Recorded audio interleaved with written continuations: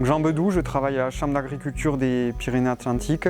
Je suis chargé de mission sur la filière au vin lait et au-delà, je travaille sur tous les projets de recherche et développement qui ont attrait à la filière au vin lait, mais aussi au-delà, donc qui peuvent avoir attrait à tout ce qui est fourrage, mais aussi par exemple aux cultures.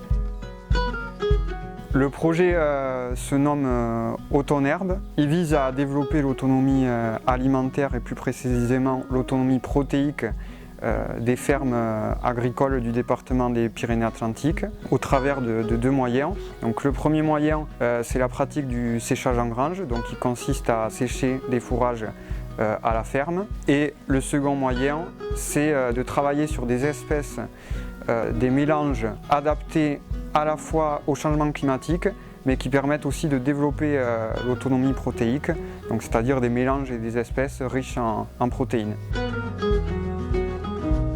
Le premier mot, c'est herbe. Donc il faut savoir que les fermes du département sont en très grande majorité situées en zone de montagne, de haute montagne ou de piémont.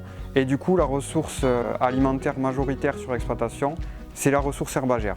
Donc si on veut développer l'autonomie de ces fermes, il faut travailler sur cette ressource en priorité. Le second mot, c'est autonomie alimentaire, puisque c'est vraiment l'objectif du projet.